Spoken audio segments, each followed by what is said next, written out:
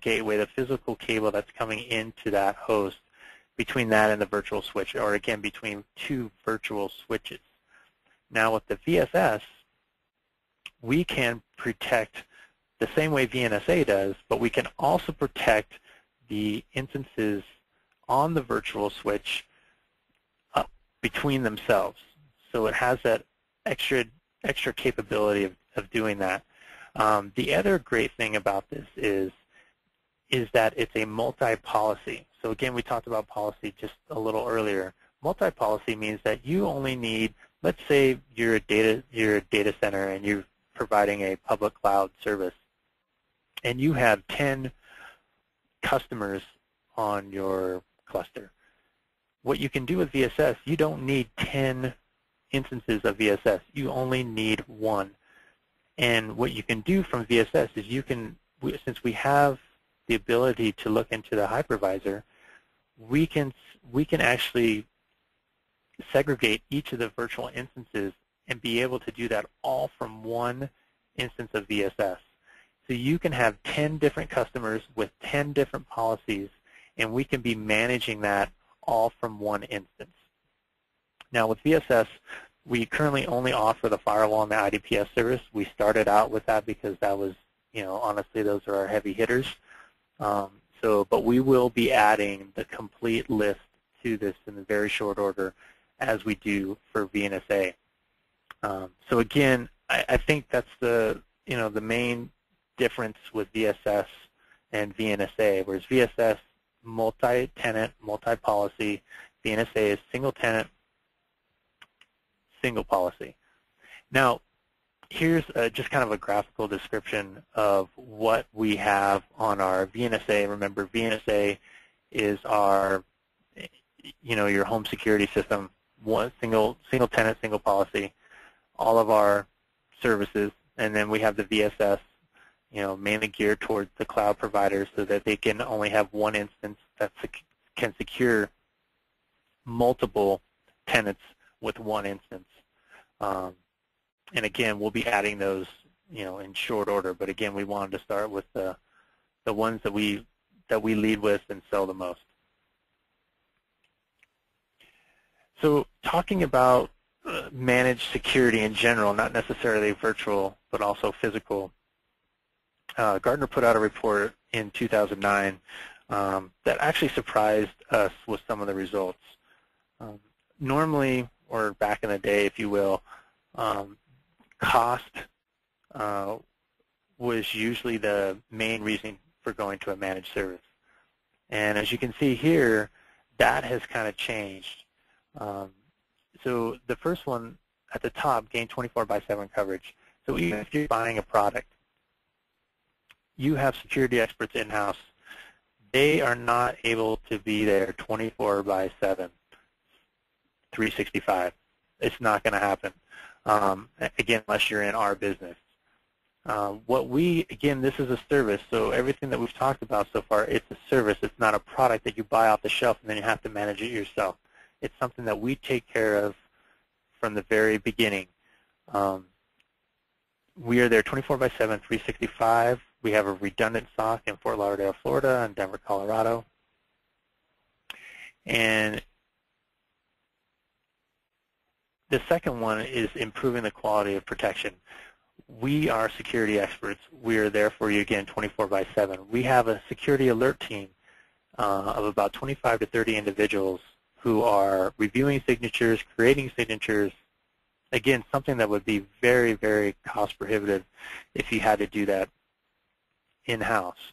For instance, for our IDPS service, we have 3 sources for our signatures, one being ourselves, another one being emerging threats, which we also contribute to, and the other one being SourceFire. So, and as you can see, reducing the cost has dropped, and people are actually more concerned about gaining the coverage and the competency versus just saving costs. So talking about, again, our managed services, we're able to provide 24/7, 365 support. So we're not just logging in an SSH session and kind of watching it here and there. we are actually getting alerts real-time into our system, near real-time into our system, and we are taking actions on your behalf. Now remember, we talked about policy. The policy is set up prior to any installation, and that lets us know the exact actions to take on your behalf.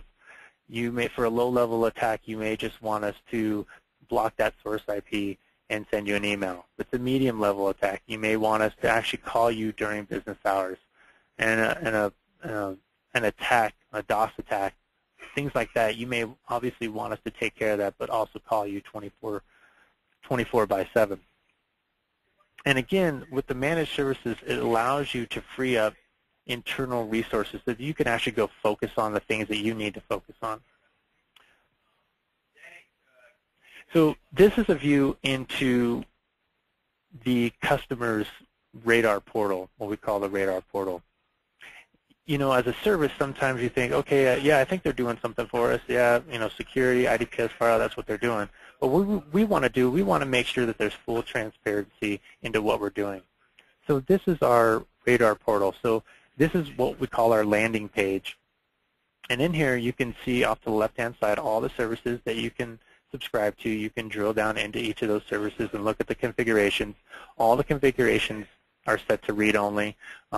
We are kind of control freaks, and we want to make sure that all changes are controlled by us, and we document those. Is another great feature of our service. As you can see in the middle portion, you can see here these global IP addresses. These are global blocks. And another great thing about the managed services is that we have approximately 700 instances deployed around the world.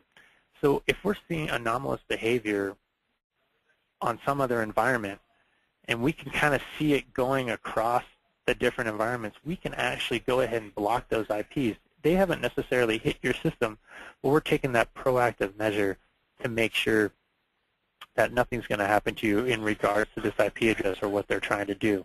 And again, that is part of the service. There's no extra fee.